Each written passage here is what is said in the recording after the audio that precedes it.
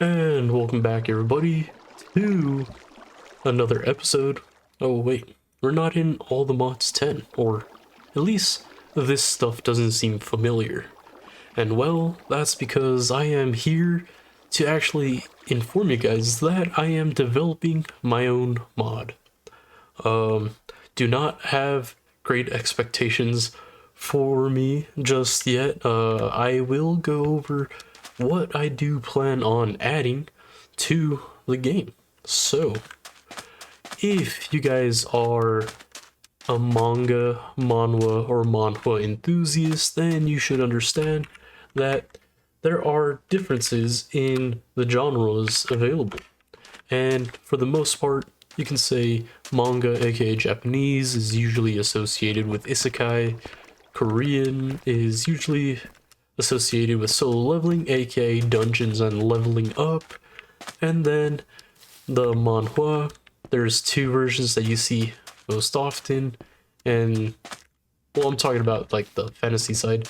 You usually see like the manhwa sect, aka the Murum style sword fighting, that type of stuff, or basically the same thing but in a game version. So, out of those three, my mod is supposed to reflect the manhwa slash Murum style. So if you guys read any of those novels and understand that they have their own leveling system by absorbing energy, then you will understand the premise of what my mod is supposed to be about. So, let me just go over some of the basics before we get into the system, because I do not have that implemented just yet. However, as you can see, my mod is going to consist of these new ores. Well, the reason why these ores are going to be important is because this is the ore that you are going to be able to find in the new dimension. I do not have that set up or made, however, I do have multiple code systems programmed, made with different biomes and whatever the case may be, to be implemented and transferred over into the main file, which is this one. So I can't really show off the biomes that I intend to add and or how the generation is working as of this moment. However, I can show off most of the stuff that I am adding in this world and in this program setup. So, in the first world, you are going to be able to find this ore, which is the jade ore. So in the normal layers, you will be able to find this texture or this ore. And then as you get lower into the deep slate layers, you will have this version. These are the ore versions, and when mined, they will drop jade coins. If you look over here, this is your jade coin. Tiny little droplet. When you toss it down, somewhat ovalish, and it is pretty nice if I say so myself, aka I designed all this, so yes, it is nice to me. May not be nice to you, however, this is the current functional design that we are working with because this was all made by me. So if you guys have any ideas of how I can improve some of the art, implement certain things, let me know. However, this is just episode 1 of my adventures of making my own mod. This is going to be a relatively larger mod, so don't expect it to come out soon. Maybe, who knows, we'll see. It just depends on the support I'm able to get for this, but as of right now, I have no plans of releasing it for quite a while, just because there's a lot of things that I do not have in the game that I truly do want to add. But yeah, jade coins. This will be dropping just like copper, however in higher quantities, so I think the base minimum is 7 and the high is, I believe, 13 coins. So you will be able to get a lot of these coins. The reason why these coins are important is because you are going to need 9 to be able to make 1 jade, which then if you get 9 jade, put it in the crafting table, you will get this jade block. So what's so cool about this jade block? Well, if you place this guy down, of course it sounds like little chains are being placed. That's going to be the coin effect or sound just for right now. I will change it later. However, as you can see, this guy is staying alone, and why would it be useful if it's not that pretty? Well, you can right click it. Okay, cool. So you can right click it. Is that why it's worth it? No. The main reason why it could be worth making these guys is because I did make it have a block state where if you right click it, it'll automatically turn into a light source. This does have a light source of 15, so it is a relatively strong block, aka it works the same as any redstone lamp and or glowstone. So it does have a very nice lighting effect. So if you are looking to incorporate some builds and add different varieties of lighting blocks, this could be an option, aka, or just keep in mind that all of the ores has its own little block system just like this. My apologies if I do stop here and there. I am trying to make this video so that it is entertaining. I am a little sick, so I kind of need to catch my breath, kind of get whatever is in my system out. And sometimes I might be pausing to phrase this in a way that might be more entertaining for short form content like TikTok and or YouTube Shorts. I do plan on releasing this and make it as public as much as possible. But yeah, so we have this, and you might be wondering, why is there exactly the same block next to it, but it is spinning? Well, I don't know if you guys saw earlier, but if you take a quick look over here, we do have another form of the jade. However, it is spinning as well, and the name is different. If you look right here, as you can see, this is the normal jade, and if you go over here, this is infused jade. So, as I mentioned earlier in the intro, that I am basing this off a similar system to like the Merm, where you're absorbing upform energy to increase the amount of mana or essence, whatever you want to call it. However, I'll set that all up later, just because I don't have the system currently, so I can't really go too much in depth about it. But it is going to be established from the infused items. So this infused jade can be made in a new block that we are adding called the infuser, or let me click on it. As you can see, the name's not working correctly. However, this is the human grade infuser. The human tier will be the first dimension, where once you absorb enough energy and you defeat the final boss, you will be able to ascend to the next dimension, which, if we take a quick look, it is going to be the spirit block. However, that's to be determined later. I don't want to go too far into that just because I don't have all that stuff set up right now. But this human grade infuser is going to be the main block of this dimension. The reason being is if you throw some jade in here, after I believe I put it 5 seconds, you will produce 1 infused jade, which this jade will be able to be consumed to gain some energy, and when you get some of that energy, you will increase your mana bar. After certain tiers, your mana bar will be upgradable, and then it'll reset you back to 0. However, you will then have a larger capacity. The reason why you are going to want all that mana is so that you can use abilities. So all that stuff that I just mentioned right now is going to be implemented in the future. However, as you can see, after every single time one of these gets made, you get a nice little effect where you get a little particle ring and it slowly descends. The original idea for this was for this little weird thing that I'm calling a star or a sun is to be moving around like crazy in a random pattern, just spinning, just so you could have a nice little visual. However, I couldn't get the geo model to work, aka the gecko lib model, for it to work. I kind of got frustrated with it not working right away, and after a few attempts couldn't do it, so I will redo that later on.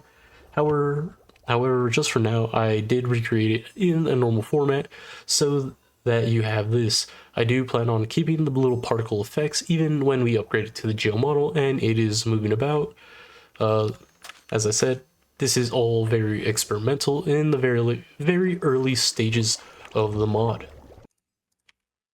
But yeah, as you can see, we get these little effects, and then it is usable with hopper systems. So if you do have pipes or anything of the sort that can move items around, this should be able to accept it from every spot except for the very front.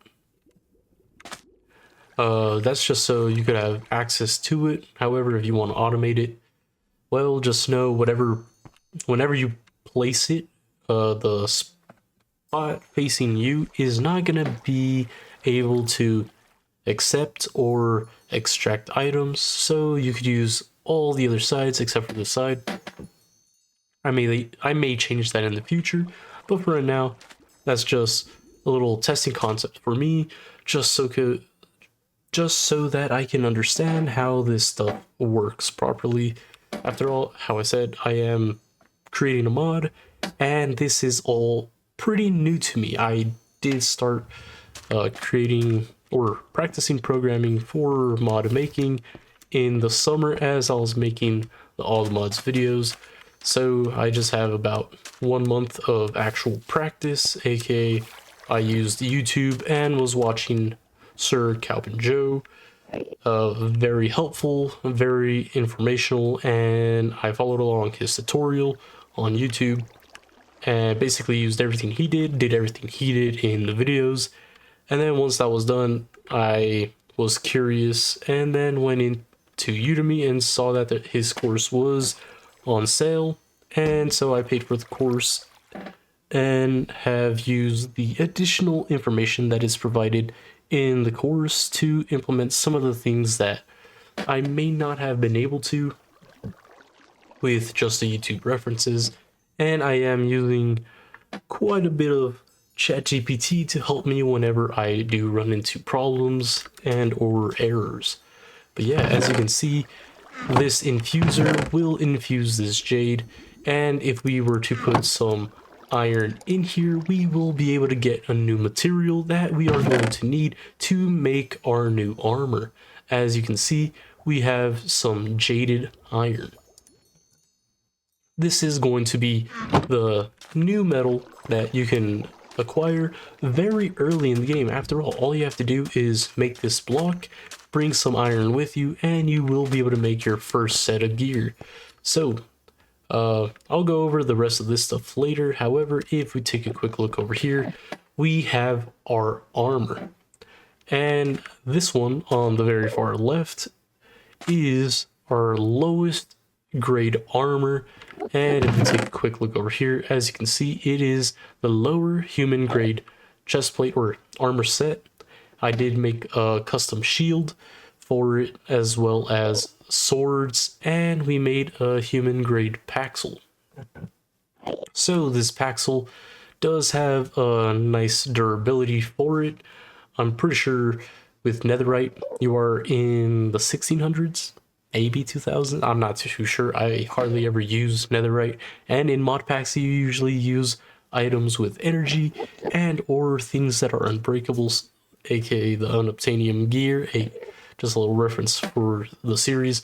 But yeah, so here I decided to extend the durability, and basically once you throw unbreaking on it, this thing lasts a very long time.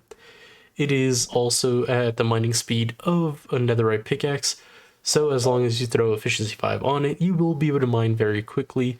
And if you throw down a beacon, get some haste, you will be basically insta mining a ton of things.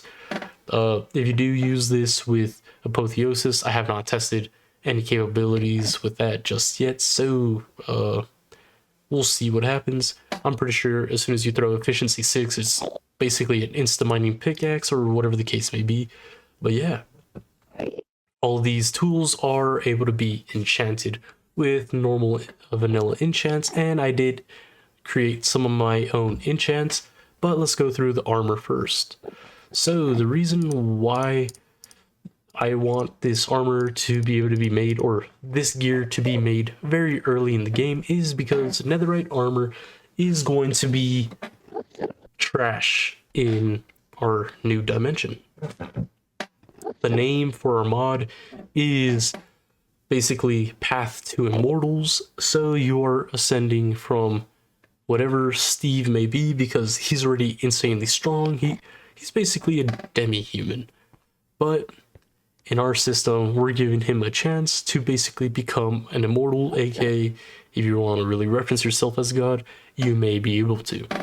So, if we take a quick look at this gear, you can see that it does provide some stats. And if we hold shift, you could see it has very little additional information, but yeah, the first set of gear provides you a little bit of a boost, nothing too crazy. Of course, the armor itself does have higher stats than netherite, and when you put it all on, I mean, you just have a better gear set overall. I'm pretty sure when you throw this on, you do increase your hearts to 18. So if we could actually come over here to survival and take all this off real quick and throw this on, as you can see, oh whoa, I did not grab the chest plate. Yeah, if we throw on all this stuff, if you look to our bottom left, our HP does say 44 out of 32. Ignore the 44.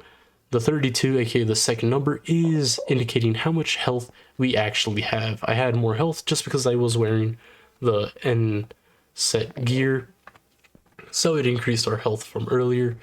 But yeah, if we are to throw our shield on, it will increase to 36, as well as our armor will increase, and so will our toughness. I don't know if you could see, we are currently at 32 HP, 30 armor, 8 toughness. If we throw this on, it increases to 36, 31.5 armor, and toughness is 8.4. So, the reason why I included or increased the stats was because if you go fight, I do want you to have a better chance in this new dimension. However, this will not guarantee survivability. How I said, that's the reason why I made this armor very accessible early in the game, just so that you can enjoy the new dimension and then you play through with, I just want you guys to enjoy it. I do plan on creating my own custom biomes. I do plan on making them look pretty entertaining and very fun. I do plan on adding structures to it and different mob spawns. And later in the future, when we actually get everything set up, then I might implement little Easter eggs and little hidden tidbits here and there. But as of right now, that's in the far future, so let's not get ahead of ourselves. But if you look at our armor on the armor stand, this is how it looks. Of course, there's going to be a little bit of bugs. I did fix that. I just haven't implemented the new models just because I'm kind of a little worried about a few other things that I have been slowly fixing. But yeah, on your character, this is how it fits. I know the head is or the helmet is a little off. How I said, in the new models, the most current models that I do need to re-implement, it is correct, so don't worry about that. Don't blame me too much in the comments. I just wanted to show this off. But yeah, as you can see, if we take all this off and throw it in here and take a quick look at the sword increases drastically from the netherite sword. I'm pretty sure the netherite sword is, what, 8, 9 damage? If you take a look at this guy, it is saying 31. However, I do recommend to press Alt and look at the stats, just because it makes it a little bit more visible as to what's going on. The only things that I recommend looking at when you are looking at the sword saber for the stats is when in main hand, look at the attack damage and the attack speed, aka the two items that are green. So your base attack damage with this sword will become 31 damage, and your attack speed will be 2, which is, I think, 0.04 or 0.4 more than the netherite sword, so you do attack faster with it.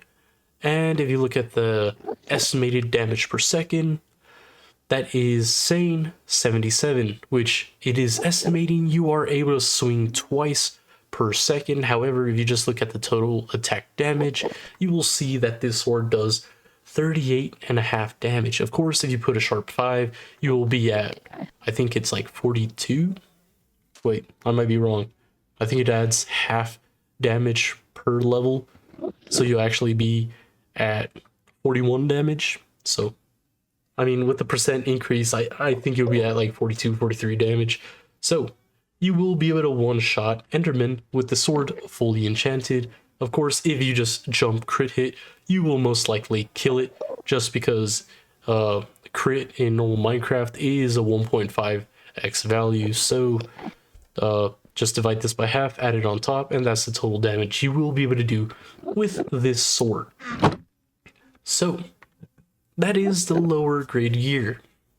This is meant to help you survive as you explore and enjoy the world, looking for different structures, and whenever you encounter a new enemy, it will help you survive as long as you encounter a lower grade enemy. If you encounter a medium or a top tier, or the actual boss or mini bosses that I plan to implement, you are probably going to get wiped. No and ifs or buts. They are meant to be strong. I do intend for this to be a little easy, but also a little challenging. Or challenging if you truly want to keep progressing. It will be a blast if you just want to become strong in your own area. But yeah, if we take a quick look at the second set, it's kind of close, so it's overlapping a little bit, but as you can see, it is a little bit brighter than our original tier, and that's because as you increase the armor or get the next set, it should absorb energy from the surrounding area, making it a little better. How I said, I do not have all the functionalities that I truly want to implement, because I am currently at a spot where I don't understand everything 100% when I'm adding things. So it's a little bit of a trial and error here and there. But if we come over here, this is the next set. And I don't know about you guys, but I noticed a little something when I hover over it. And if you are looking correctly, you might have noticed that there is an extra stat to the gear. So if we grab it real quick and throw on everything, you may see that our value has changed. I know I said 36, however, that is not including the shield, and if we throw the shield on, we are actually at 41 health. And if you look at the armor, it did increase to 40.7, which is also another increase, as well as the toughness. Even though it's just a little bit, it is still an increase. So what's so cool about this set of armor that we didn't cover about the first set? Well, we are now adding 1 attack damage to our overall damage every time we attack. I do have a formula available, or I'll go over the formula next time, just because I have not written it into one of these little books just yet. However, it is pretty cool, and it does stack up pretty well, because if you are wearing the end set gear, you do over 100 damage, well over 100. I'll go into that later. But yeah, if you look at this, everything is going to give you 1, except for the chest plate. You will add 2 damage, so this set will give you an increase of 5 damage, which may not seem like a lot. However, it's still a little something. It might be a little worth your time. How I said, if you do plan on getting stronger in this mod and progressing smoothly, I highly recommend increasing your armor tier, which I do not have a recipe for this yet, just because the monsters that I want you to slay to be able to get the materials to make this one are not made yet. But I do have a few to show off later in the video, so make sure to stick around for that, and or skip around. I might do the little time sections for this episode just so that you guys can actually look around and see what I have to offer in this mod. But yeah, if you take a quick look at the sword, as you can see, the damage did increase by 10, and if we look at our overall total attack damage with this guy, we are at 56.1 damage, not including the 5 from our armor set. So, a little warning, any stats added by the armor and or shield when it comes to attack damage is applied after whatever's calculated on the sword. So here you see 56. The actual total damage would be 61.1 just because this does add 5. So a little FYI, a little bit to understand the damage attack system. It's whatever is on the sword is calculated and expressed on the sword. The shield will sometimes add stats, depends on what tier it is. That'll give you your boost, and you will add whatever this adds onto this, and then your armor overall, which is pretty cool because the damage can stack pretty high this way. So let's take all this off and go on to the next armor set. And if we take a quick look at this guy, this is the upper set. This will be the second to last highest set in this dimension, the human dimension. And this one is pretty cool. I don't know if you guys noticed, there is some more increase to the base stats, and I'm pretty sure I have this one set to add 10 damage overall.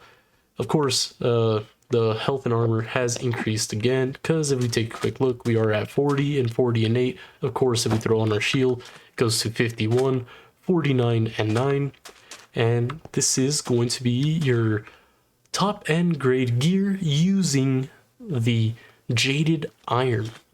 I know I said there is a better armor earlier in the video. However, this one is going to be made completely differently.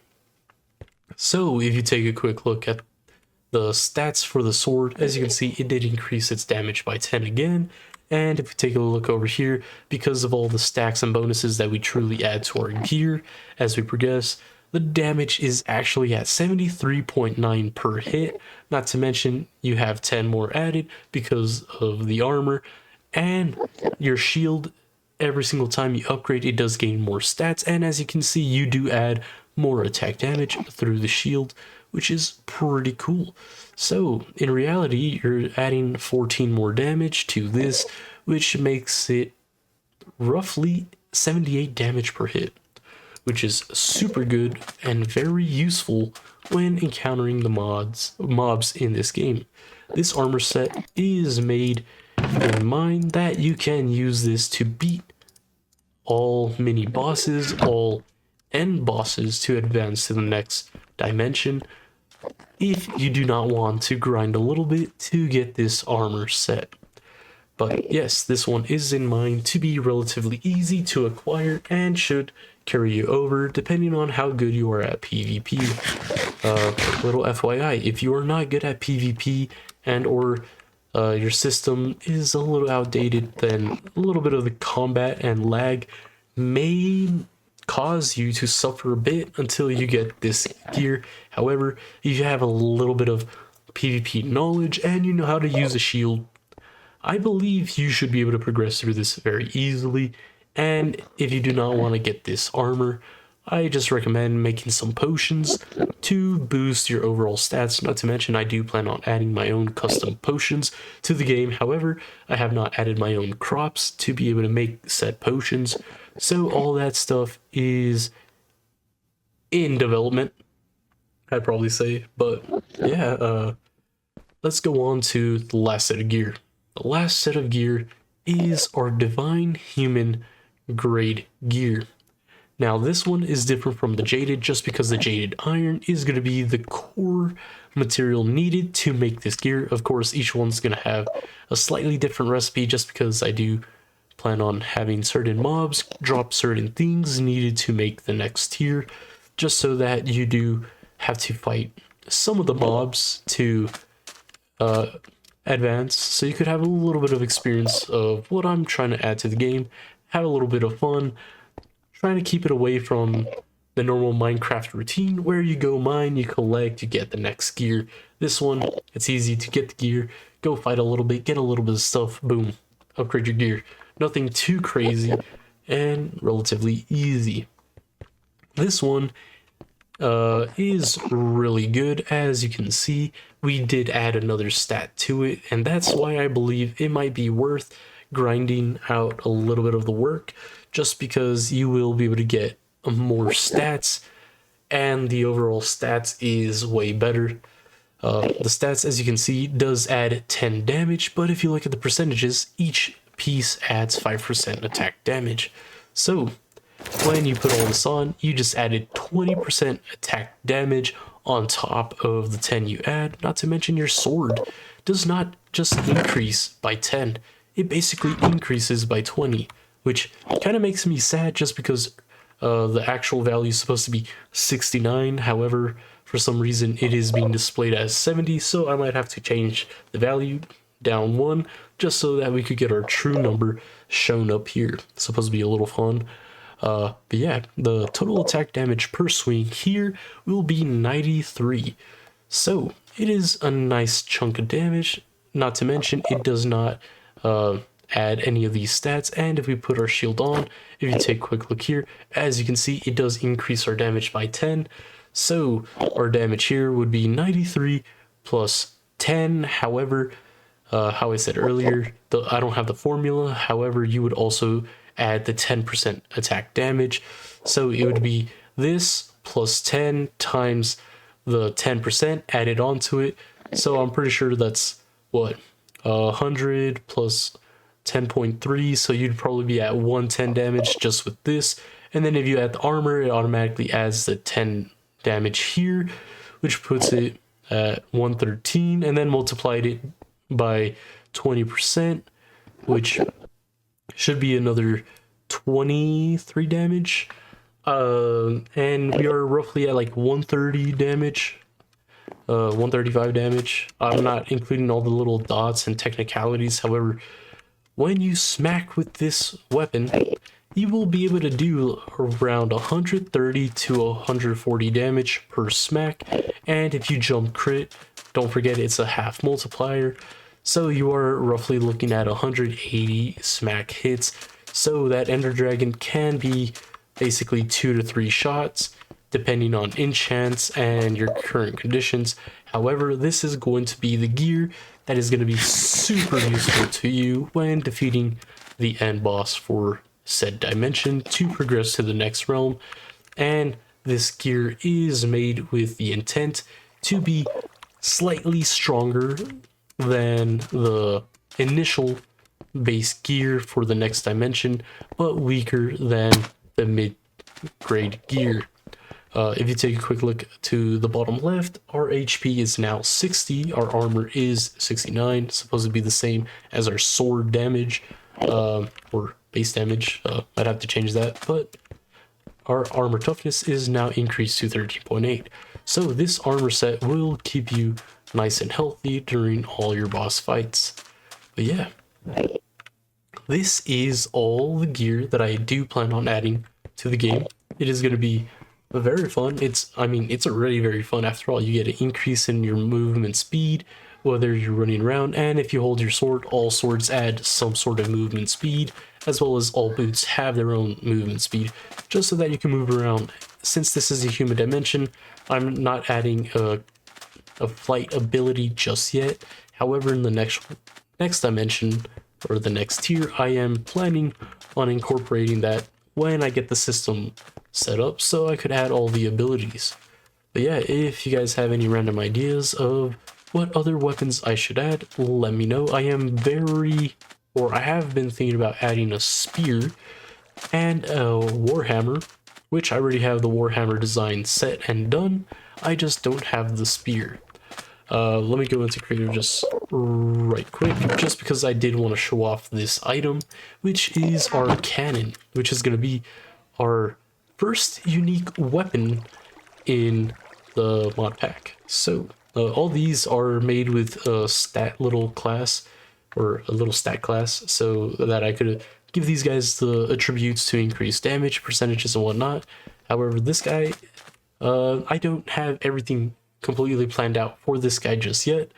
I am unsure whether I want to make this guy use your internal energy to fire a cannon shot, whether I want you to accumulate a certain material to fire and or just use durability per shot. But yeah, this guy, when you right click, will launch a little projectile. As you can see, it is kind of like a little cannonball. And let's see, it, I don't know if you guys saw, but it is an actual little spear. And when it does hit something, it will explode. As you can see, I just messed up everything for the armor stands. That is just awesome. Yeah, this is our Beast Core cannon. If we toss it down, it does have a 3D model, and when we hold it, it does have a 3D look. However, when we have this, it is a 2D model, and that's because the initial 2D model or the PNG that it gives me had this as just a huge little circle, aka it just basically was a screenshot of just the back like that. So imagine how awesome and confusing that was when I initially added it. I did have to use a video to add this little design to it. I know it's not the best, doesn't really represent it to its max, but it does its job. It's perfect enough. But yeah, what material is this gear going to be made out of? And that is divine metal. So jaded iron was made through the infuser using normal iron. However, this divine metal, I haven't added the recipe, but this is what you are going to be using to make this gear. Basically everything is going to require this, and the way you get that is by sacrificing these souls. So I don't have the proper PNG loaded into the game for the lower souls, or the earth souls, because as you can see, these guys are different from this guy. This was just the initial one I made just to test out the animation. But yeah, I do have another one that is basically this guy, just a different color, and I do plan on implementing animations for all of them just so they could do that little wiggle dance. If you guys really want to, you guys just could carry these guys around with you. As you can see, they're pretty fun. They're just moving and grooving, and if you're just listening to some music, this guy is always ready for a little dance off. As you can see, even when you toss him down on the ground, he's going side to side, he's moving it. I really like how these guys came out. But yeah, these souls are going to be acquired by the different enemies that you slay. So I am going to be adding a lot of different enemies, and they are going to be categorized as lower grade enemies, medium, and upper. So upper are mainly going to be essentially mini bosses, aka some sort of entity that is kind of hard to defeat but can be defeated. The medium are going to be relatively easier, or it's going to be way easier than the mini bosses, and then the lower souls, these are going to be super easy to get. However, as you can assume, these souls do have a little effect, or have an effect when sacrificed. The higher the grade, the higher the chance of getting rare materials. So if we come over here, I did make this a little pretty. I don't know if this constitutes looking amazing. I'm not that good of a builder. I am still in the process of becoming a better builder. But if we come over here, this is our altar. If you right click it, it does have the same GUI as this guy. I do plan on changing it. However, just right now, since these GUIs can take quite a while to make and design and make look nice, I am going to be using the same one pretty frequently as I am developing this mod, until I get to a point where I have a lot of free time to just keep making different GUIs for different items, giving them different looks. And honestly, since this is a divine altar or a god altar, whatever you want to call it, a sacrificial altar, I am going to be changing the background and changing the colors so it does not match this. But in this area, you can put the souls in, and as you can see, after about 5 seconds, just like the infuser, you will produce a certain item. And if we look over here, as it's running, it does have its own little particle effects going on, and when it is successful, it'll unleash the green little particles. However, there is a chance for it to fail, and when it does fail, it'll just fizzle with some smoke effects.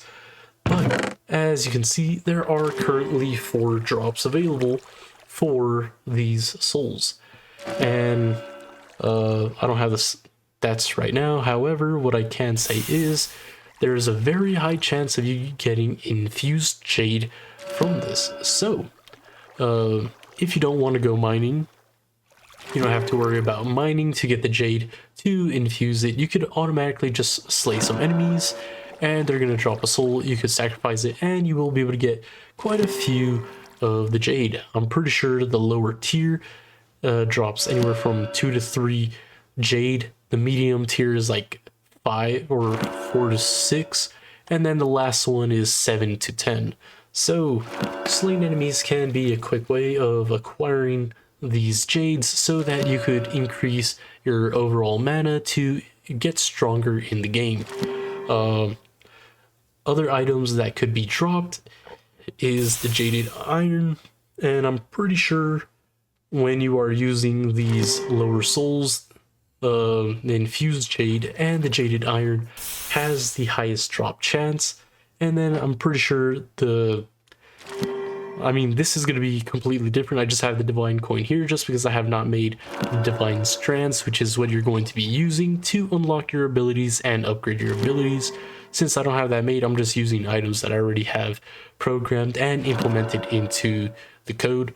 So the divine strand, aka what we have right now, is the divine coin, has roughly a 5 to 10% chance to drop when you are using a lower tier soul. The divine earth metal also has like a 10% chance of dropping when you do use the medium tier. These guys do increase to 20%, and then when you go to upper tier, it will increase to 50 and 30 with, or 40 and 30 with these guys sharing about 10%. Every single tier allows about 10% of failing. Just a little FYI, just so you're not always lucky.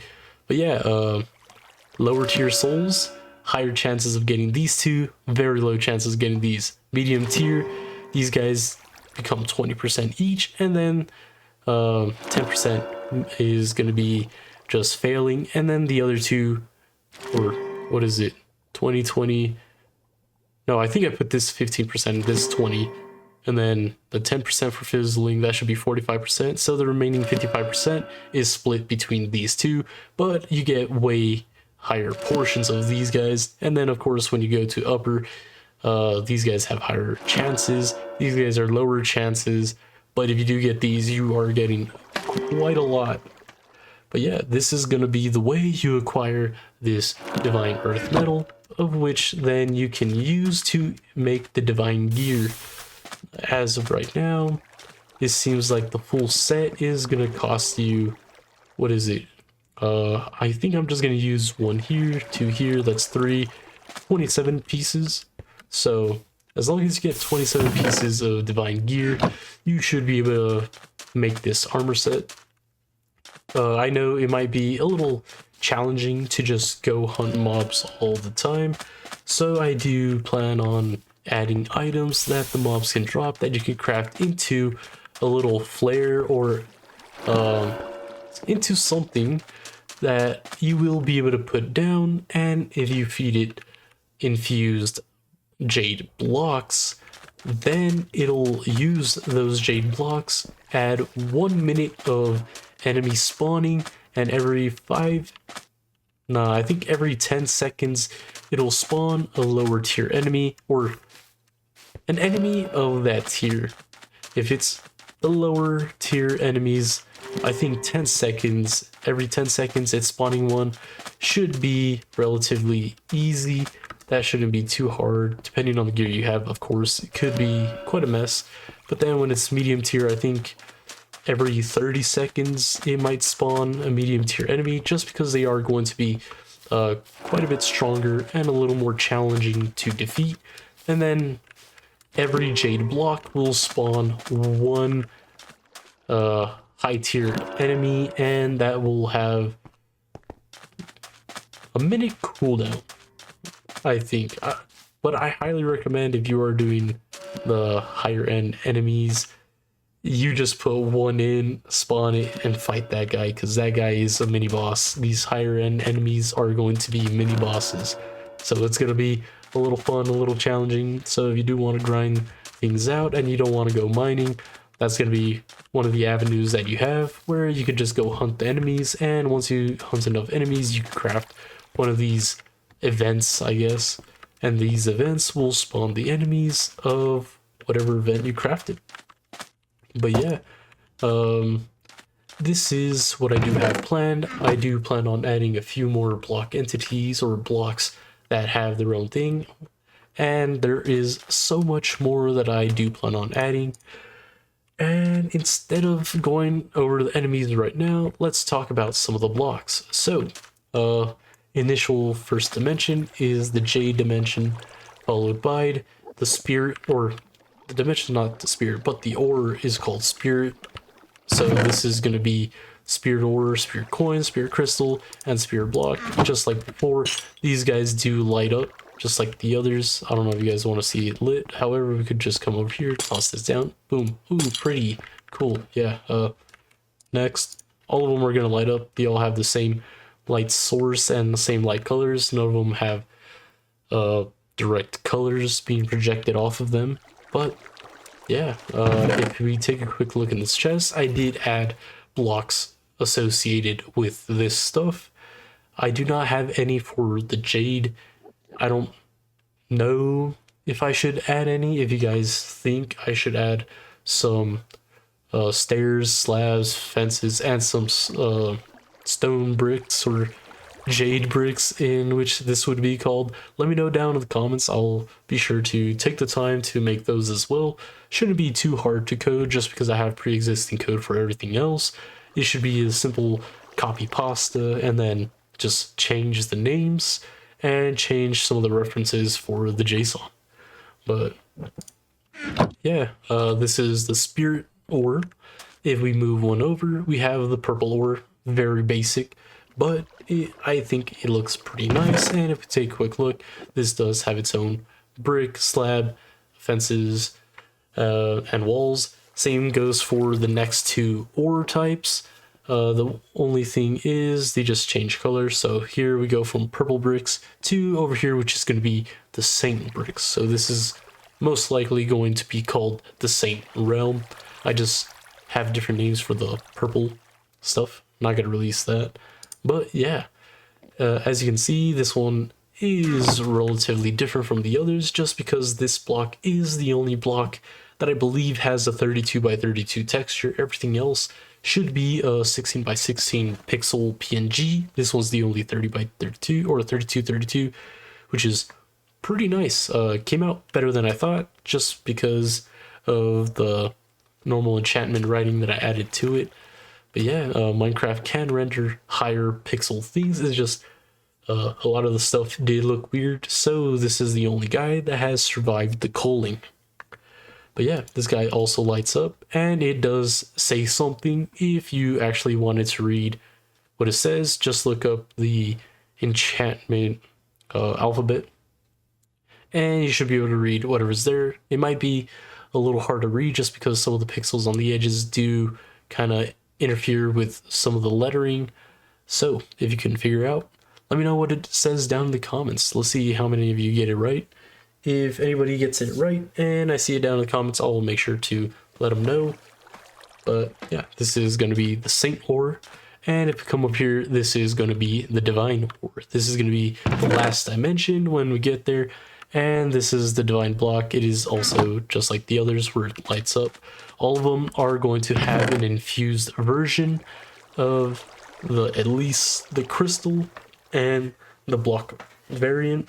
They will have some sort of animation as well, and these guys are going to have different values. Just because in the earth I mentioned, it's going to be a little hard, just because I'm going to put these values at 0.1 for a jade or infused jade, and then one whole value for this block, just because I feel like in the beginning, when you're starting off to get into this, should be when it should be the hardest.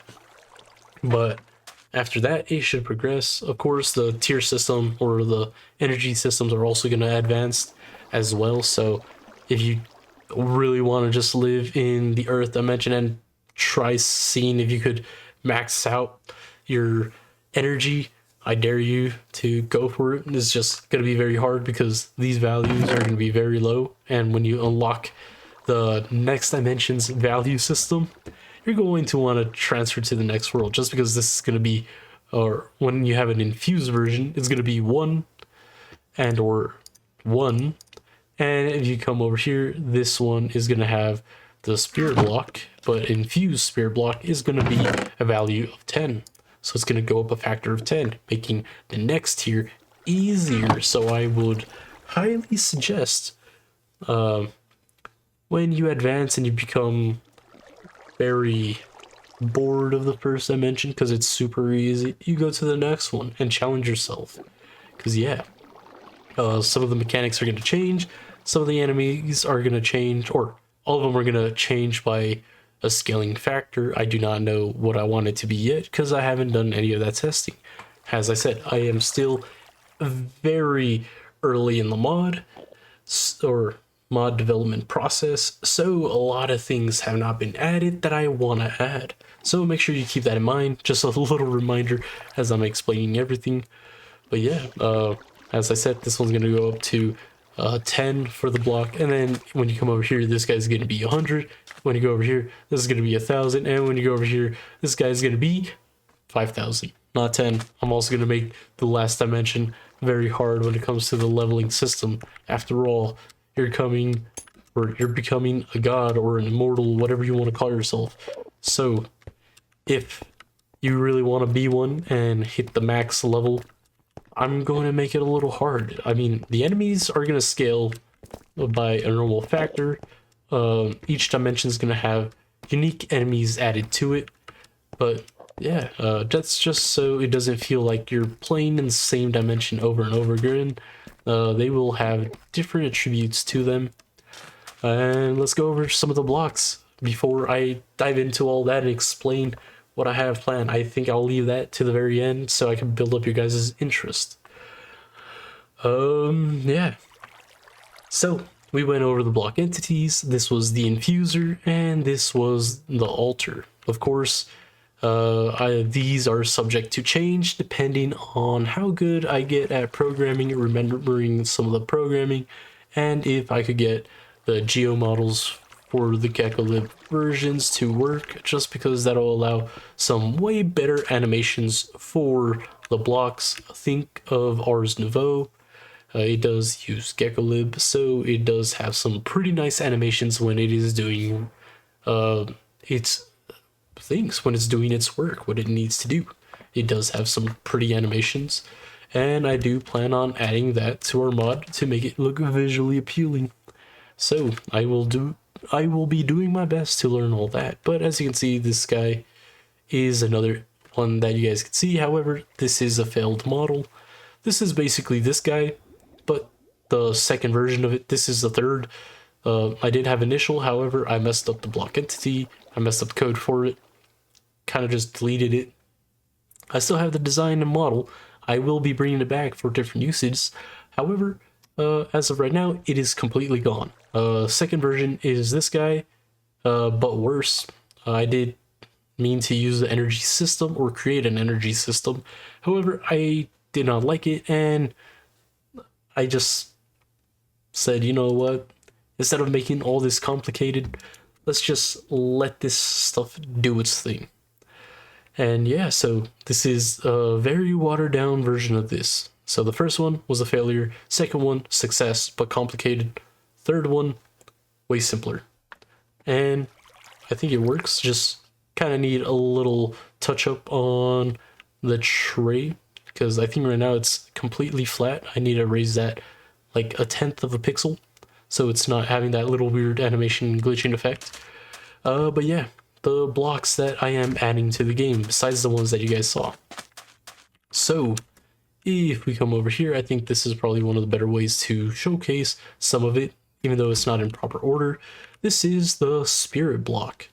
So in the spirit dimension, you will be able to use the spirit coins and or set items to be able to make these bricks.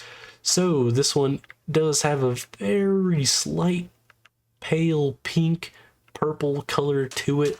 So if you do like building with what is it, cherry wood, that it's a relatively darker pink, I think you might be able to incorporate this into some of your builds to add a little bit of aesthetics to it. I think it looks good. That's just my opinion. I do plan on creating certain structures within that dimension utilizing this, and each one of these will be utilized in its respective dimension, as well as using every other block of Minecraft. Of course, I'm not just going to make it based off this just because I have it available, but yeah, I wanted to add some little stuff to it, or to the mod, just so that you builders that love building have some new blocks to work with and test with, because yeah, you guys already make some pretty amazing structures and or builds. I could just imagine if I were to supply you guys with quite a few more blocks, what you guys can come up with. Not to mention, right now I have these block entities, which they have certain features and functionality. However, I do plan on adding certain blocks that are going to look very unique, and they're going to have no effective functionality. They might just be for decoration purposes and or building purposes. So I do hope that you guys that are builders are looking forward to this as well. So not just my people that want a little bit of a challenge, not just my people that want to explore, and just people that are bored and curious as to what's going on. My builders are also included.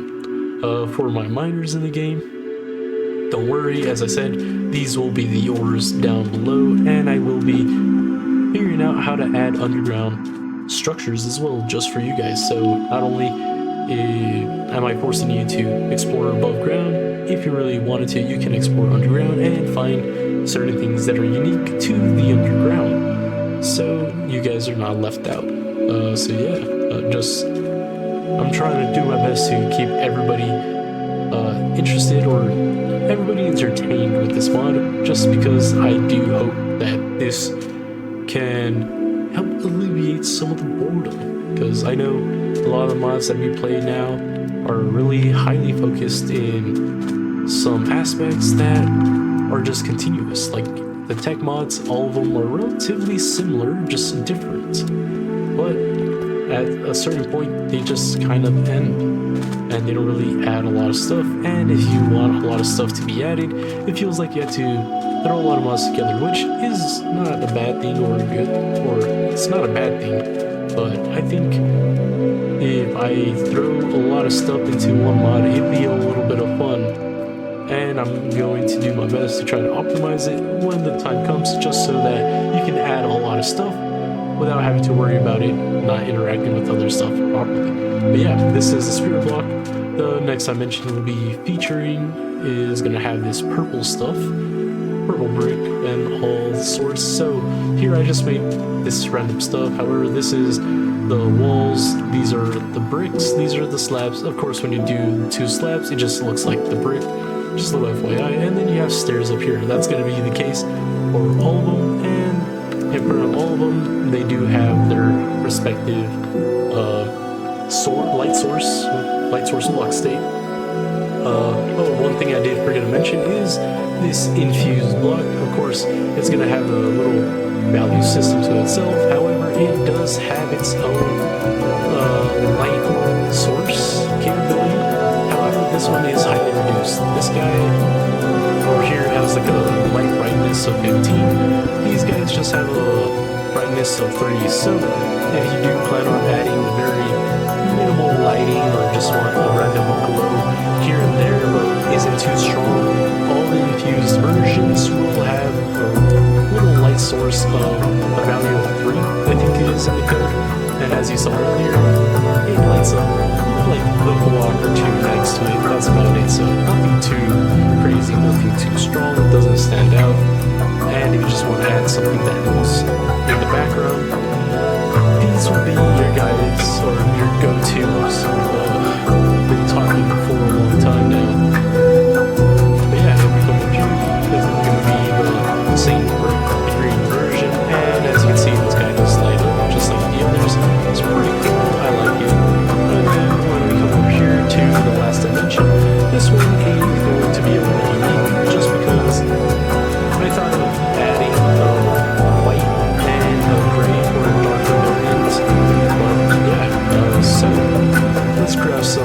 stone bricks so that you can actually compare how dark a normal stone brick is to the dark variant, because you might have seen the white one or the lighter version and said, okay, cool, awesome, I like this. Why do we have a dark version? Well, if we put these blocks down, as you can see, it is a completely different shade. After all, the white and the darker or the lighter gray compared to this gray is completely different. So if you're a builder and you want to have a transition from a lighter color to a darker color to another darker color, this may help a little bit, but I do know that my design of the brick is slightly different.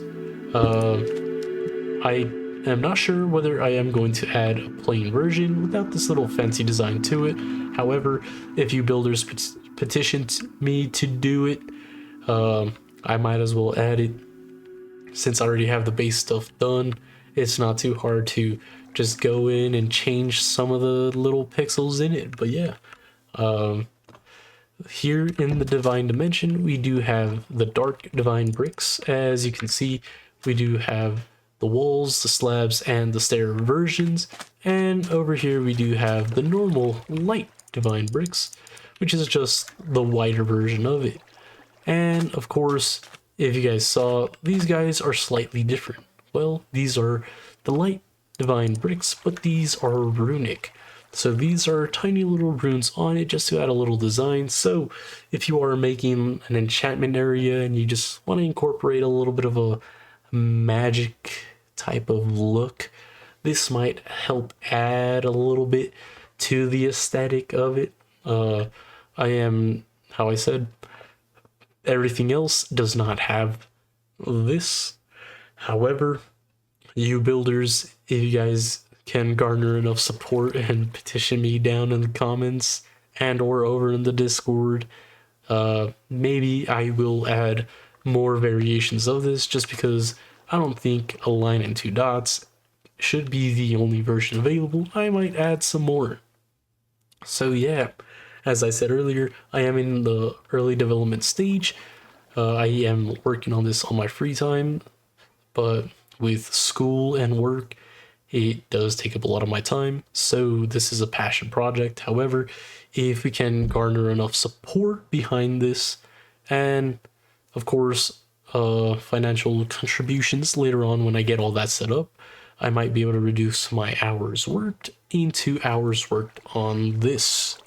So yeah, this will be done over time. However, with some motivation and some extra time, this could be done a lot sooner. Just a little FYI, if you guys are very interested in all that and the outcome of this. But yeah, if we take a quick look over here, there are three more bricks, or 5 more bricks that I did not incorporate over there. That's because these guys were added after all these base ones, and that is the cracked version. So over here, when you look at stone bricks, you do have the cracked stone brick, and if we put it down right here, these guys are basically imitations of it. This one's just the dark version, and the light version of it just cracked. And then, of course, I did not make the runic one look very similar. However, this is made with the intent that this is the cracked version. Of course, it's very dark, and that is because if a magical thing is broken, it usually goes dark, and it kind of bleeds, and that's what this is. This is the working version when cracked turns into that. This one is a normal version when cracked turns into this. I do plan on keeping the recipes similar to the current stone brick version, so when you do put this in the furnace, you should be able to get the cracked variant. Of course, this one in the furnace should result in the cracked variant. But yeah, that's I'm going to do my best to keep these guys similar to normal recipes. The only one that might be a little different is this, and that should probably be these guys. Just put in a little 4x4, and then you'll get 4 of these guys out. I think that's probably going to be the only difference. So be careful. I do not plan on adding like the deep slate bricks and the tiles and all that stuff, or it could get pretty crazy. I don't want to add too much without a lot of you guys agreeing to it. But yeah, that's what these are all done. I really do like this one. I don't know why, it just looks great. I might add a mossy version of all these guys. That's just because I think it would be pretty cool to incorporate it into some dungeons and or some older builds or structures that look older. So that'll be pretty cool. If you guys are good at building, I highly suggest you guys to tag me in your comments saying that you are good at building. If you guys join the Discord, make sure to, I think you guys could send pictures or images of your builds. If not, I do have my email in, or the email for the YouTube channel, this YouTube channel, in the page somewhere. Make sure to send it there. I do have time every once in there or in between classes where I'm doing nothing. I check all my emails from all the emails that I currently have. So yeah, if you guys are interested in building and helping out in building some of the structures for the new dimensions, make sure to try and shoot your shot. Just send your photos of your current builds, send it there. We could also do maybe a FaceTime or something like that where you show me your builds through remote share if you guys really wanted to, or in the Discord or whatever the case. You put it there to share some of your builds. I might accept it and I can export this and send it to you directly. I do have my brother testing some of the entities and building and looking for bugs. So yeah, I already have somebody that has this besides me. Of course, he doesn't have the most current version, which is this version, but he still has one that he could mess with and play with. So if you guys are interested, let me know and we might be able to collaborate. Yeah, that'll be pretty cool. Last block that I did add was this guy. So, or two. So this is just the chiseled brick, or what is this called? Quartz? Quartz, yes. It is based on the chiseled quartz. I don't know if it was already there, but yeah. The chiseled quartz, as you can see, has this very unique design. And I thought, you know what? I think it'll look cool if I made my own. So it's basically this just retextured and colored to an extent. And as you can see, this is basically this guy, but colored differently. And then this one is just this guy, but sideways. Because I thought, you know what? Why not? And so I added it. Can be a little hard to see, but I mean, just another one of those things that I added just for fun for you builders. And as you can see, I was going to showcase each one of these things individually. However, over time, I kind of forgot that I had all this set up and I had this built already. So I was like, you know what? Maybe just show this off. And just like that, that's a good amount of stuff that I have shown you guys. But I'm pretty sure you guys are curious. Oh, you're going to be fighting. Do you have people or enemies to fight? And if you have looked to my right over here, we do have some spawn eggs available. But first, let's go over the enchantments. Oh my god, I know, you guys got trolled. So we are adding 2 enchantments to the mod. For now, there might be more added. However, how I said, in development, we're still figuring all this out. Here, we have the bleed enchantment.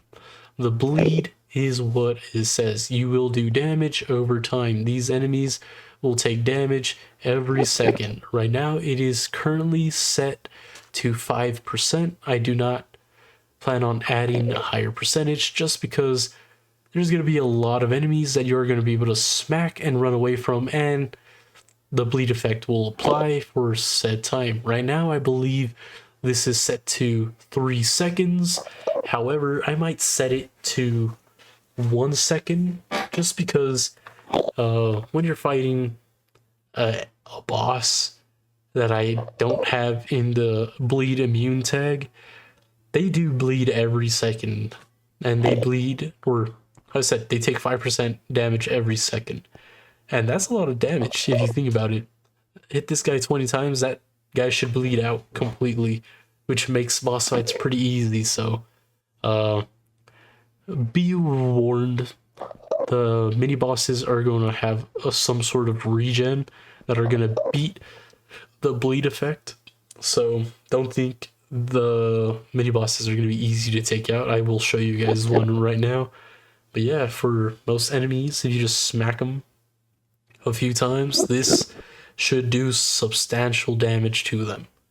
So yeah, right now it's currently at 3 seconds. I think that's a little too long. However, once I do have all the enemies and entities implemented, tested, and see how it works against them, I'll figure out which ones I want to make immune to this, which ones I'll allow to take full damage, which ones might have a slight resistance to it, and all that other stuff.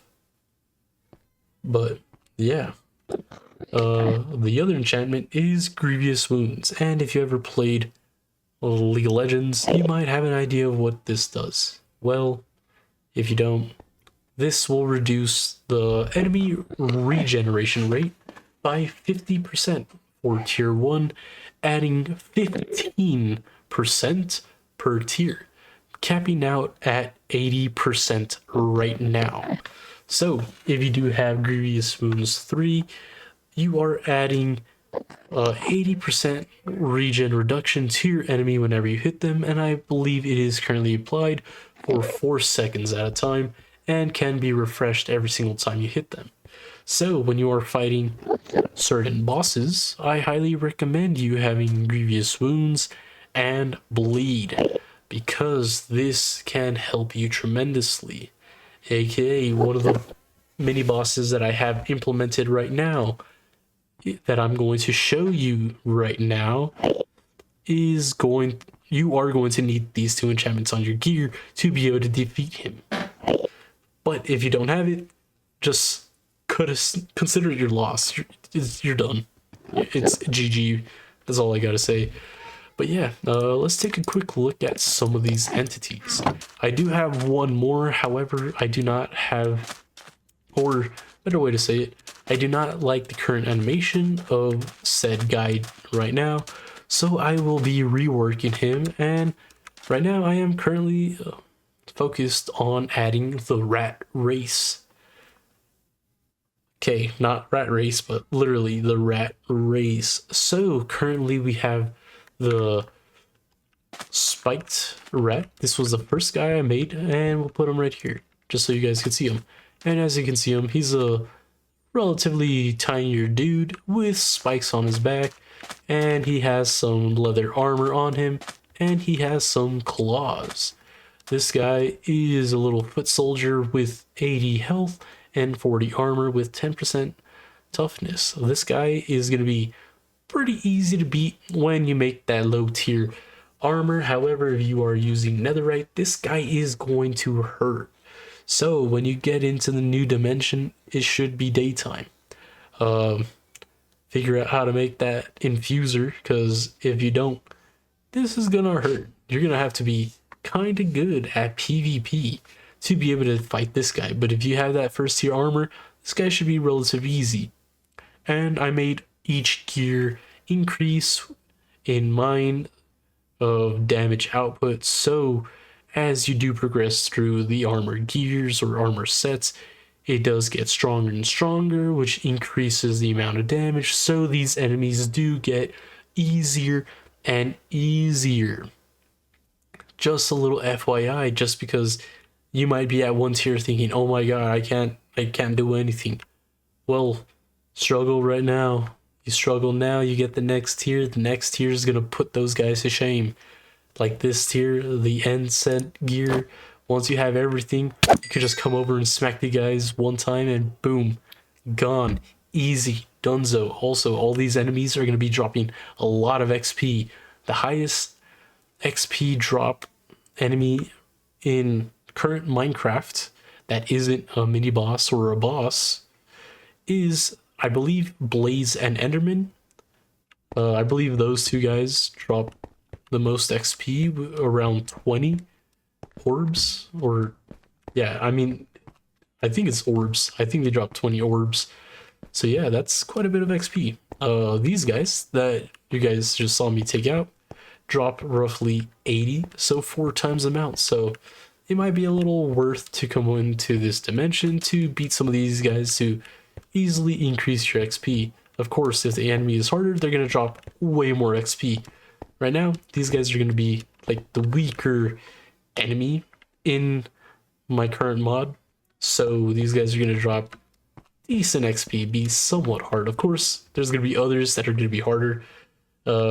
When I have all those said and done, I will make sure to include a little book telling you which enemies you should go after first, what's going to be easier, what to find, all that stuff, and then of course have a quest system to make it easier to navigate the mod.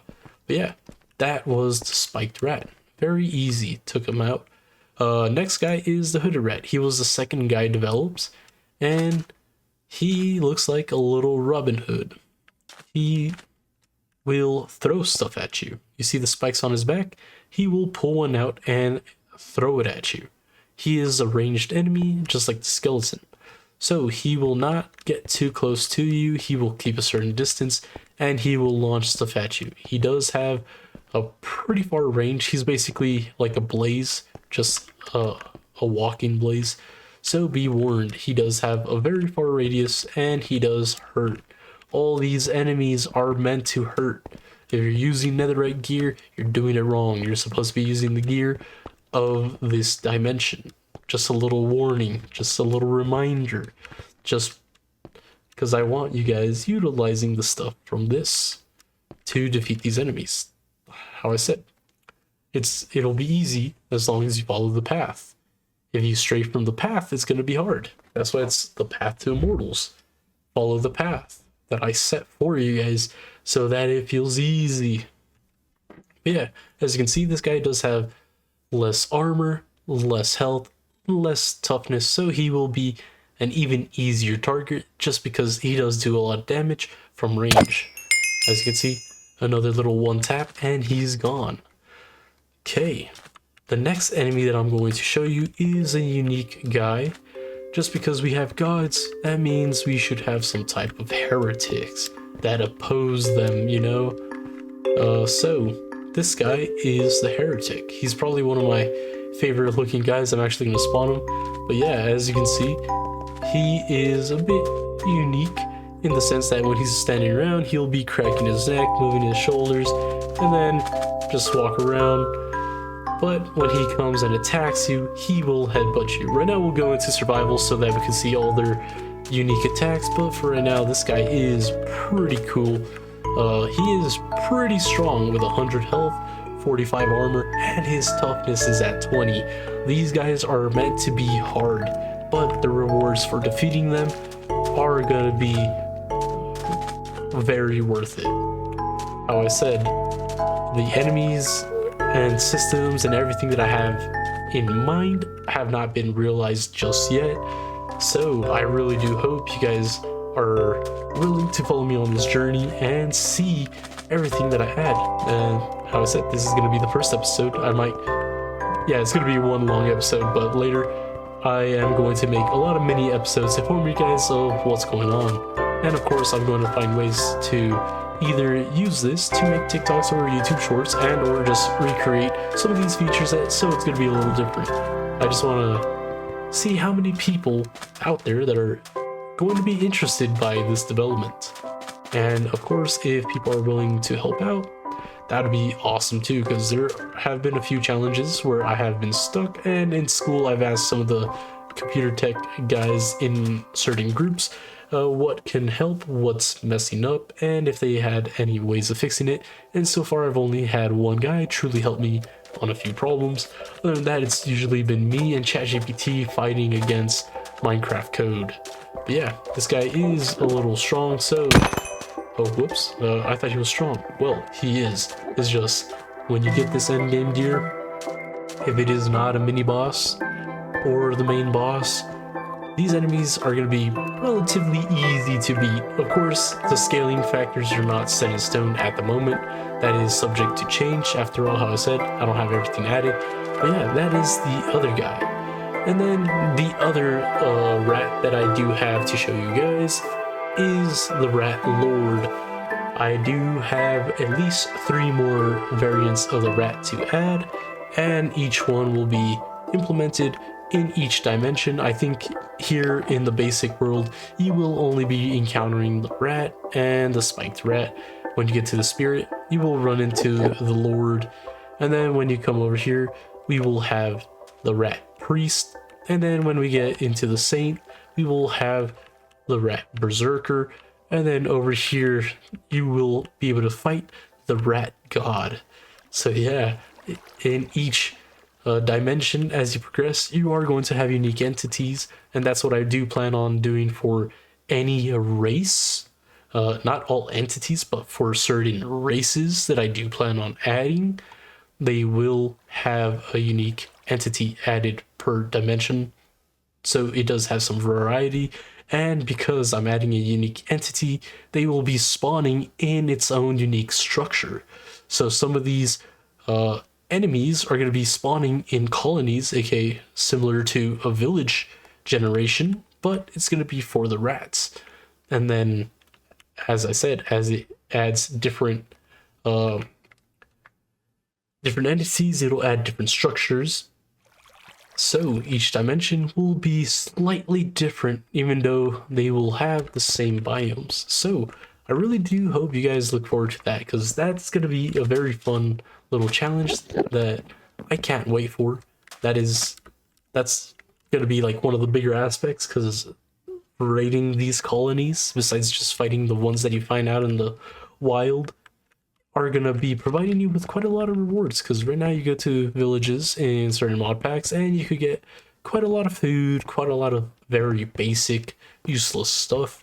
Well, if you do not want to mine for gear and you do not want to just be fighting stragglers all the time, well, raiding these colonies and structures are going to be a great way to acquire both infused and non-infused items, just so that if you do want quite a few of these normal jade blocks for lighting and or any of these other blocks for lighting, that'll be the place to get it. And if you do want to turn it into the infused version, you could always have that option, as well as getting the normal infused stuff as well.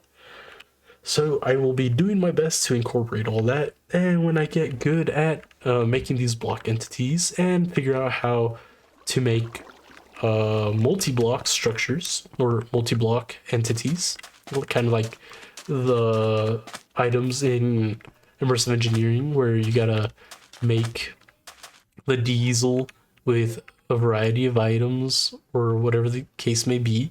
I do plan on adding something like that to make a mine. Each mine will roughly be either a 5x5 or a 5x3, requiring quite a few of these blocks to basically make it, and each mine will produce said ore. So yeah, I think that'll be very cool to incorporate. So you could either mine for it, you could fight for it, or you could passively acquire it, besides sacrificing the souls to get quite a few of them. Yeah, back to the Rat Lord. So, the Rat Lord, this guy is going to be a somewhat mini boss, not really a mini boss, because he's going to be easier to fight. But the reason why he's going to be on the mini boss level is because he's going to have a slight phase change at, I believe it's 40 or 30% health. And when you do enough damage and he hits that marker, he's going to spawn reinforcements, just like any king should. If they're in a dire status, they are going to ask for help. I do plan on adding a barbarian race in which their king is not going to spawn support. However, they're going to do a crap ton more damage. So yeah, and I think that's fit, because I feel like barbarians are fighters and the best fighter should be the ruler. But yeah, that's going to be a system that I'm also going to implement, so that's going to be very fun. But on to the next show. Here is the Rat Lord. So, or the Rat King. The egg's just called the Lord, but as you can see, he does have his little robe that is very similar to the hooded rat. However, he has his nice little crown adorned with some random jewels, and look at him, he's just walking around. Well, if we smack him a few times, he's gonna spawn in quite a bit of health. These guys are gonna, it's gonna spawn 3 hooded rats. Let's count them. 1, 2, get the king, and where's 3? All the way over here, which is gonna hurt because these guys are gonna launch stuff from far, so it's gonna be hard to keep track of all 3 as well as fighting all these guys. But yeah, then you're gonna have 5 spiked warriors. As of right now, when I fight them, as long as I'm paying attention, it is relatively easy to win. I'm not that good at PvP, but I am most likely better than a lot. That's all I'm gonna say. So if you're better than average, this guy shouldn't be too hard to fight. It's just mainly keeping track of where all of them are, because it's gonna hurt if you're not fighting them correctly. But yeah, besides that, we have one more guy that we are gonna show, but for right now, we are going to go into survival and fight all of these guys just so you could see their animations.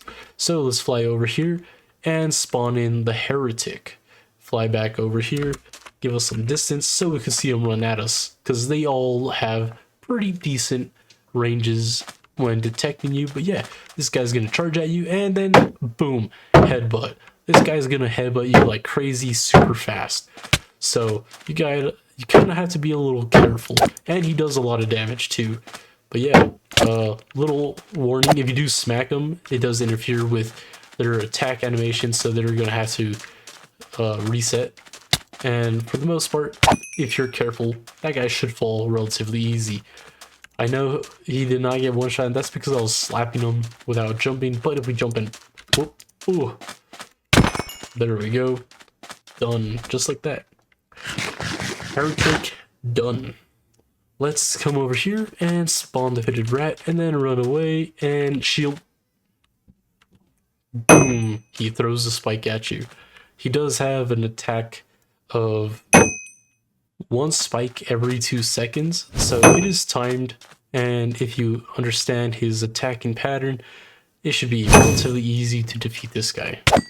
Boom. Over here we have the spiked rat. This guy is a melee rat. He will run at you and just try smacking you. His attack reach is about 2 to 3 blocks. I think I set all the enemies to 2 to 3 blocks just because they all have an attack animation and they kind of need a little bit of a charge up. So I kind of want them to be able to land a hit when they're pretty close to you. But yeah, as you can see, boom. He swings his arm outside and then swings it at you. He's just swiping at you. Kind of attacks a little fast. But yeah, that's this guy. Boom. Done. And then let's get this Rat Lord spawned in. This guy is unique, so I don't know if you heard that, but it sounded like something was shot at me. And guess what? He launched some cheese. The Rat King is very different from all the enemies. He does have a hybrid attack where he'll launch projectiles at you and attack you when you are in a set range. So if you're just running around him, he will just shoot cheese. But once he's close enough, he'll switch to either shooting cheese, giving you a nice little uppercut, or just swiping at you. And there is going to be a little funny thing that happens with this guy. I can change it, however, I like how goofy it looks. So just a little FYI for just a moment. But yeah, right now this guy's shooting cheese at you. And the cheese hurts. If this cheese hurts or hits you, even with the gear that you have, it does 11 damage. So if you don't have this divine gear and you get hit, it's gonna hurt, and it's gonna hurt a lot. So be very careful when fighting him. I highly recommend looking at him, launch a cheese, run at him. When you get closer, throw your shield up, just because he does hurt quite a bit. The effect that hits you, as you can see, is called the cheese touch, and as you can see, it does say "you stink," and I think it was pretty funny. This was something recommended by one of my friends, or an acquaintance, I don't know, but yeah, he saw me working on the mod and he said, "Oh, what's that guy?" And I was like, "Oh, this is Rat King. So far, I plan on having him throw stuff." And then I told him how his crown was either going to be a crown of this style, a different style, or just give him a cheese hat. And he was like, "You should do the cheese hat, but then when he hits you, he gives you the cheese touch." And then I was like, you know what? What if he just launches cheese at you, and that cheese gives you the cheese touch when it hits you, and then give this guy a normal crown? And yeah, that's how this guy's design came to be. So if you guys have some random funny goofy ideas and things to happen when certain things occur, let me know, because like that, he gave me a random idea while he saw me working on stuff and I implemented it. And as you can see right now, there's something very goofy occurring with the Rat King. His hands are going inside, his hand keeps going higher and higher, and that is because the animation is not resetting properly, and I think it is very funny. I'm not going to use harsh language right now, however, in the future, I might say it. It is a very goofy thing, and it is now very intentional. Oh yeah, before I didn't want this to work, I fixed it, and then realized I think this looks funnier, and will add a little bit of goofiness to the mod. How I said, I don't want this to be completely serious. I do have this, or I am making this to be fun. But yeah, let's wait for one more attack, and let's get him beat up pretty well. Okay, that hurts a lot more than I thought. As you can see, how I said, kinda gotta be good at PvP, but I'm also trying to rush it. And then let's run. But yeah, when you get hit by the cheese touch, you do get reduced movement speed. I think it does reduces your movement speed by about 20%. And then it does apply weakness to you, so you do a little bit less damage. That's why, as you can see, when I was hitting him, he wasn't getting hurt as much as intended. But yeah, I'm surprised this guy should have changed into range mode, but I guess I'm not running fast enough right now, which kind of good because it gives me some time to heal. But yeah, kind of got to be careful when you're attacking him. He does attack in about a second to every 2-second interval, just depending. If it's an uppercut, I'm pretty sure it's like 1.5 seconds. The swipe is every second, and then if he's launching cheese, has a 2-second charge up timer. But yeah, that's usually his attack pattern. And if you use a shield, you will be able to get this goofy look. But yeah, just like that. Boom, did the damage we needed to. As you can see, boom, boom, boom. You can see all the little spikes being thrown at us. Kind of hurts when you are not protecting yourself from it. I forgot the spikes when landed do give you hunger, which kind of stinks. But if you just pay attention to these guys, see where they're at, and just keep your shield up in the beginning to locate all of them, you should be relatively a-okay. And just like that, that was the Rat King, that was the spiked rat, and that was the hooded rat, as well as the heretic entity. So there is one more guy that we kind of need to fight, but I will give you a little bit of a heads up regarding this dude, just because he does hurt, and he hurts a lot. Not to mention, when I was talking about the enchantment uses, it is very required when you are fighting this guy. Just because I did not make him bleed immune, the bleed effect will have an actual effect on him. This is the first mini boss that I have added to the game, and it is called the Ogre. So, just to go over this real quick, bleed causes 5% bleed per second per 3 seconds. Grievous Wounds 3 reduces regeneration by 80%. This ogre has a natural regeneration rate of 7.5% health. He does have 1200 health, and he hurts. If he hits you with the slam AoE, it kind of functions as an explosive attack, which means you will take the full damage of the attack. Even if you have armor, it does hurt a ton. And if you don't have blast protection, you kind of get one-shotted. Like, even right now with this full gear, you will get one-shotted.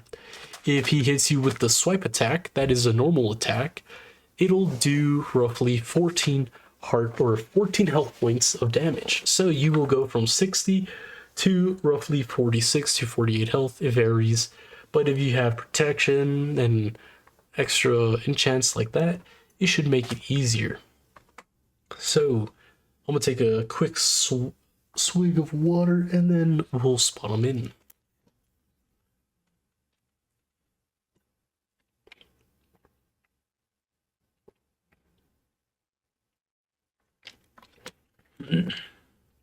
Alright, just to go over it again, we are about to fight the ogre, the first mini boss that I do plan on adding to this mod, and he does hurt. He has 2 modes of attack, and that is a swing, which is a normal attack, does roughly 12 to 16 hit points of damage when wearing this gear, non-enchanted. And if he slam attacks, he does one-shot you.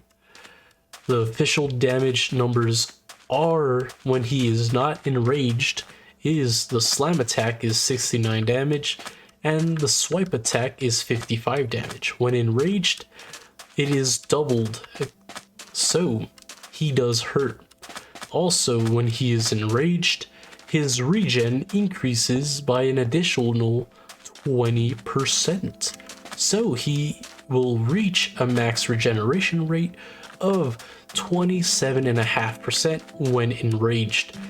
AKA, the reasons why I talked about the enchantments is because you are going to need Grievous Wounds to reduce his regeneration rate, as well as having the bleed effect will help you increase the amount of damage done, aka reducing his regeneration rate severely. So if you do not have these 2 enchantments, he will be incredibly hard to beat. I did test it. You can defeat him with medium grade gear. It's just, it feels very continuous in the way you fight him. I will be showing off that method of attack in just a moment. So if we come over here and put summon PathToImmortals, and we go down here to ogre, just because I forgot to make a spawn egg, and we click, boom, just like that, this dude is in. As you can see, that was the swipe attack. When he raises his arm straight up and slams down, that is his slam attack. So this attack, he will definitely die. This attack will hurt a lot. As you can see, that did 21 damage. So be very careful. He is not too fast, so you can run away from him and recover just a bit. He does not have any ranged attack as of yet, and I don't think I'm gonna give him one anytime soon. But yeah, this is the first mini boss added to the mod. He does have 1200 health, 40 armor, and 15 toughness. So he is a little hard to kill, and I recommend having medium grade gear, fully enchanted, maxed out to fight this guy if you are very daring. If not, at least have top grade gear, because this guy is going to be very useful in getting top tier souls to farm this divine gear. But yeah, when we go up and smack him, as you can see, he is losing health because of the bleed effect. The reason why he's taking so much damage is because we have Grievous Wounds. As I said earlier, Grievous Wounds at tier 3 will reduce his healing by 80%, and at 7.5%, that is, I think, like 6%. So he only heals 1.5%, and the bleed effect actually does 5%. So you're effectively doing roughly 3 to 4% damage of his max health per tick. I forgot to say that the bleed is based on the enemy's max health, not current health. So he will take a lot of damage when you just smack him around. So yeah, if we smack him and hold our shield, the bleed effect will be applied for 3 seconds, block 2 hits, come back to blocking again, boom, smack, boom, smack, and then when he hits 5%, he will hit a regeneration rate of 27%, which means he will currently heal roughly about 10 health per second. So nothing too crazy, but if you're not consistently hitting him and just letting him recover, he might recover completely, just because if you do let him heal, boom, he will regen like crazy, and then his regen rate will stay at 27%. So I highly recommend to be aware when you are fighting this guy at all times. If you're not careful, he will mess you up. And that is another thing. Do not be afraid to re-engage him if you accidentally let him heal all the way through. The additional 20% will not stack. It'll only add it one time. So no, he will not go from 7.5% to 27% to 47%. That'd be busted. I worked on it and currently it is working. So it only applies a one-time additional increase of 20%. But yeah, as you saw, with Grievous Wounds and Bleed 1, he's a relatively easy enemy to fight. However, you also saw that if you stop attacking him and you let the effects wear off, he will return to healing 7.5% if you don't get him below 40%, or if you get him below 40%, he will increase to 27.5%, which means he will heal nearly instantly. You saw how fast his health will recover. So I do plan on adding mini bosses to have certain effects like that, but that also means I did create a tag so that some of these mini bosses will have a certain resistance and or immunity to the bleed, but that also means they will not have such crazy regeneration rates, just because I think it will be crazy if all of them had that type of ability. I just did that for the ogres because ogres, trolls, orcs, whatever you want to call them, they're usually associated to have tougher skin and be taller and stronger than most humans. And in this case, this ogre is taller, stronger, and has higher regeneration capabilities. I was gonna give that regeneration ability to the trolls. However, I feel like I might be adding too many races too soon, and right now I need to focus on getting the basics done and down and out the way, and implementing all the other mobs, at least one form of them, before I add multiple forms. Like the rat race is probably going to be the only race that I work on that has multiple different enemies associated to one class. Everybody else is gonna get at least one, and then we will go from there. But yeah, just like that, I showed you some of the combat mechanics of the game, which is basically very vanilla Minecraft. You just get to attack faster, you have better shields, better weapons, better stats overall, new enchantments, and new enemies with different attacking patterns. But yeah, this is just a few of the things that I have added so far in my time of working on this mod. I do plan on adding a whole lot more.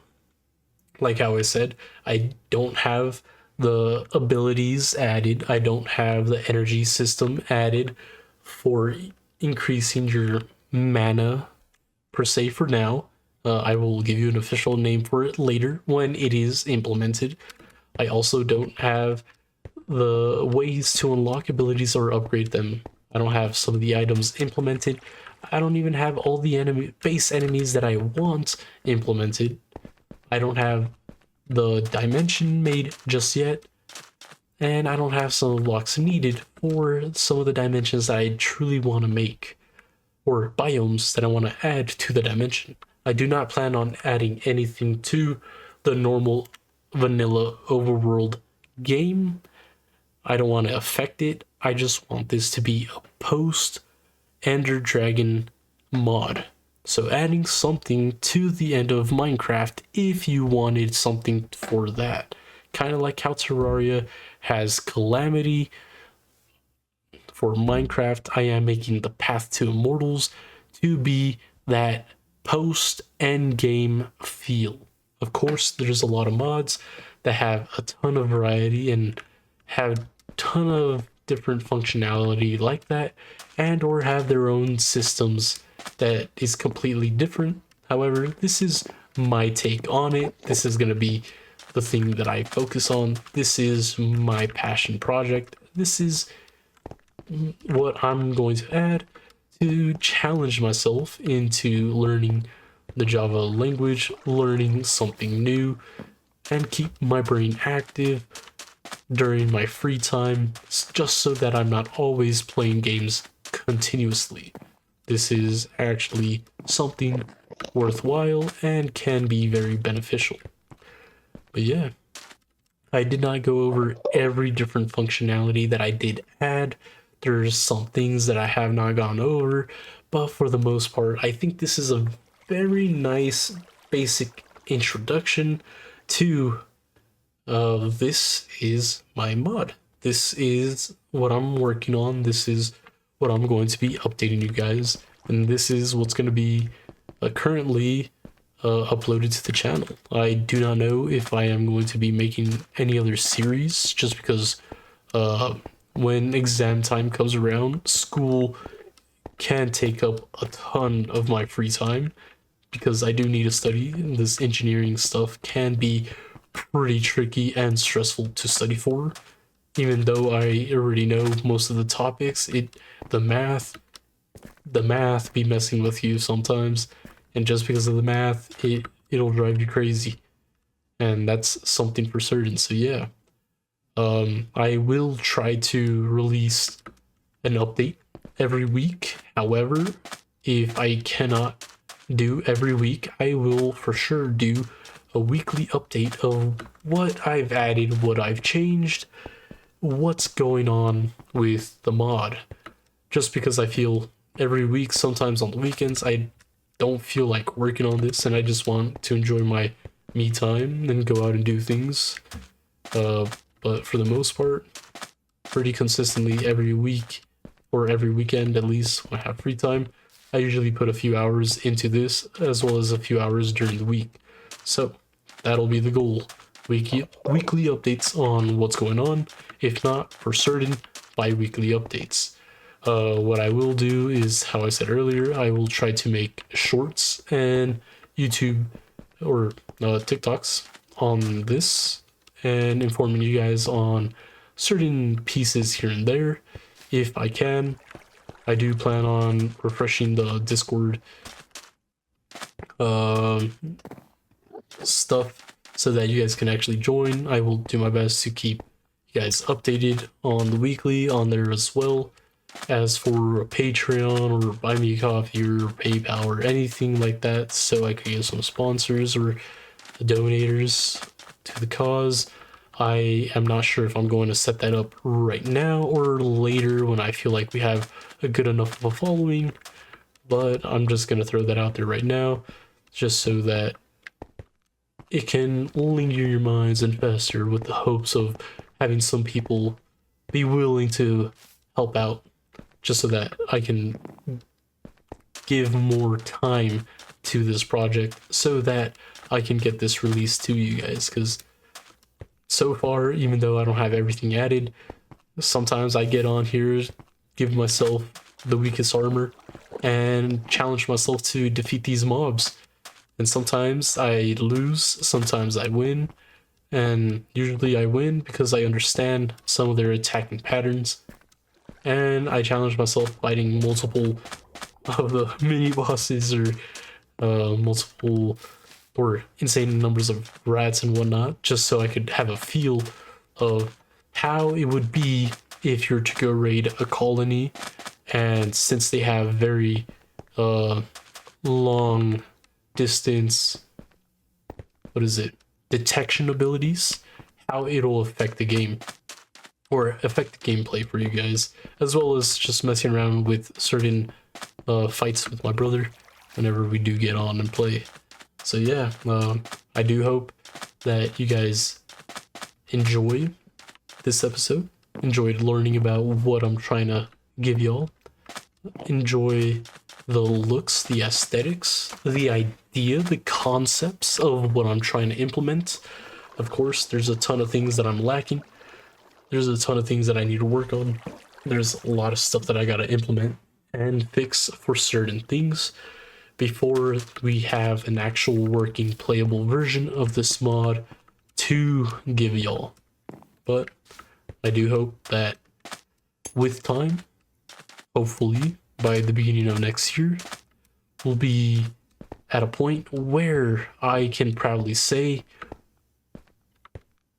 PathToImmortals version 1 is ready to be released to the public, and I think that would be a very awesome statement to make. And I can't wait to be in a position to say that, because right now I believe this will be very fun if I could get it done and working, and I feel that you guys will enjoy it. After all, once this mod is published, I do plan on working on the mod pack before I work on any updates and tiny little things that I want to add here and there. So yeah, that's the plan for this mod. We'll work on things, and in the far future, when this is ready to release it and start developing a mod pack so that you guys can play it with other mods. I do not intend for this to be all encompassing. As you can see, like the little health and armor stats and stuff that I have, they're not really fully furnished. They're not super good. They're not very visually appealing. They're just there. So I have a rough idea of what's going on, what's happening. All the enemies have a little indicator bar just so I could see their health bars, just because I don't have Jade or some of the other mob health bars stuff mods loaded. I have very few mods loaded into this just so that I can understand what's going on in my mod, see how they interact with some of the more informational mods that might be very beneficial.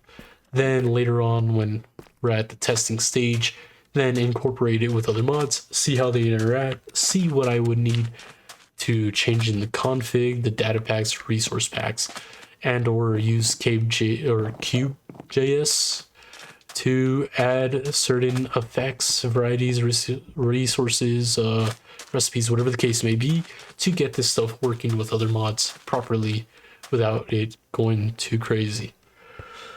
But yeah, I don't know about you guys. I'm tired of talking. It's a lot of talking. There's a lot explaining all this. I know this was a lot. This was very long. And so you guys stayed all the way to the end of this episode. Thank you guys for watching. Thank you guys for your support. I hope you guys learned a lot of what I'm trying to do, have a general idea of what's to come. And if you have questions, make sure to ask it in the comments. If you have any suggestions, anything that comes to mind, anything you want to say, anything. Yeah, basically anything about this, just put it in the comments. I am very excited about this. I have a lot of fun.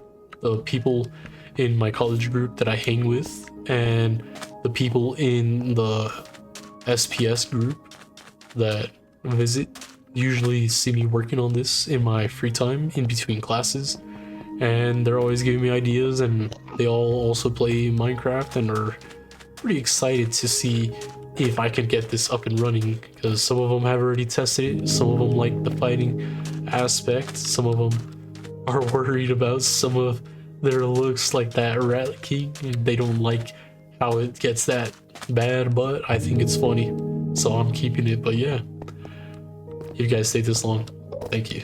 Hope you guys enjoyed watching, and hopefully in the near future I can provide you another episode with what's to come, what's been updated, and how far along I am from adding one of the bigger changes to the mod. yeah, just like that, guys. It was a pleasure. Thank you guys for watching, and until next time, which is hopefully very soon, I will keep you guys informed. See ya. Peace.